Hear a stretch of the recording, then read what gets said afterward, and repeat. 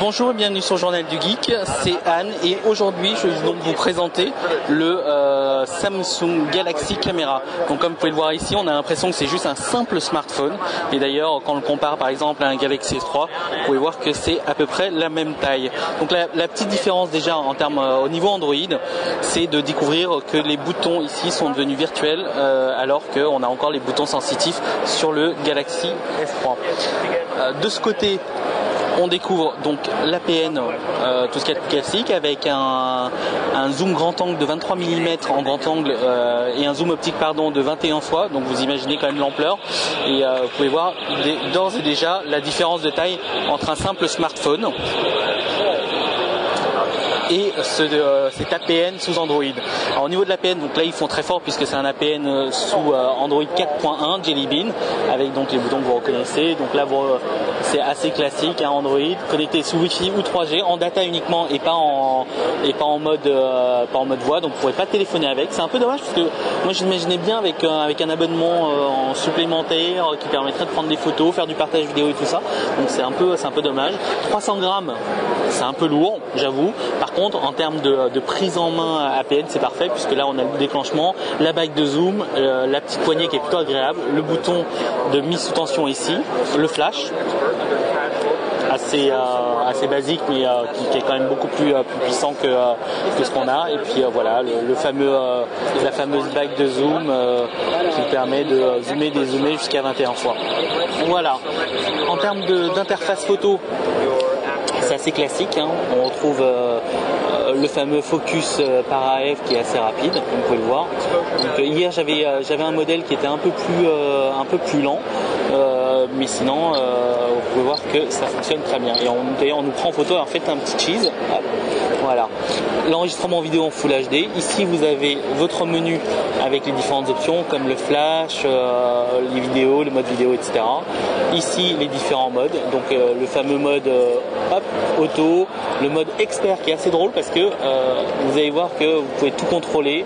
Donc si vous mettez par exemple en mode manuel, donc il vous propose de pouvoir régler l'ouverture, le temps d'obturation,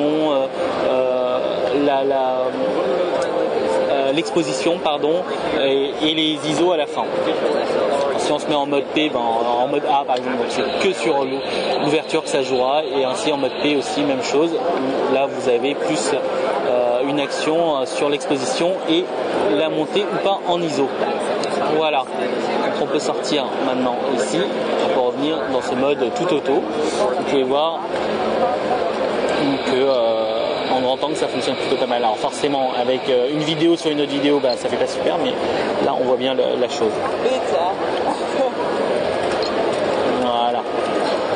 À côté on accède à la galerie, donc c'est une galerie ici en affichage photo assez classique, mais vous retrouvez cette même galerie sous Android, donc il suffit de retourner ici sur Android en appuyant sur le bouton Home qui vous permet d'accéder à la galerie tout simplement. Puis voilà. Donc limite, c'est vrai que j'avais vu dans certains commentaires que ça aurait été bien d'avoir un stylet, et là-dessus je suis pas totalement contre. On trouve, et forcément, puisque c'est Android et totalement compatible avec Google Play, on trouve Instagram, Facebook, etc. Donc bon, après ça c'est un choix. Maintenant, est-ce que vous êtes prêt à avoir 300 grammes dans votre poche pour partager? Ça c'est à vous de voir. Et puis voilà. Là, après Android, tout ce qui est plus classique, on relance l'application. Hop, avec ici maintenant les effets sépia, négative, sunshine, vintage et ça. Donc c'est assez classique.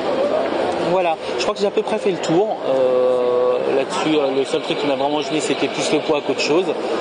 Maintenant, en tant que second, on va dire smartphone PMP APN, ça peut peut-être le faire, surtout que c'est quand même un capteur de 16 mégapixels rétroéclairé et qu'à mon avis, c'est plutôt ça.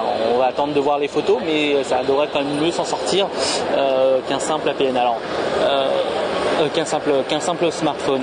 J'ai vu dans les commentaires que vous compariez pas mal ce fameux Galaxy Camera au PureView.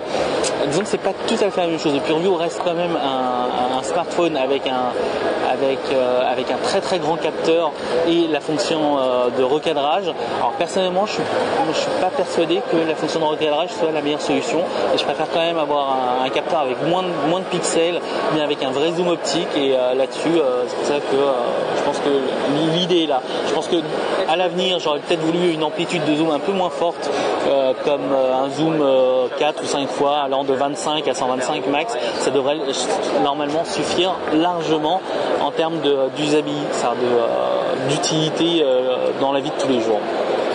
Voilà, donc si vous avez des questions, n'hésitez pas. Je vous remercie beaucoup pour votre attention et à très bientôt sur le Journal du Geek.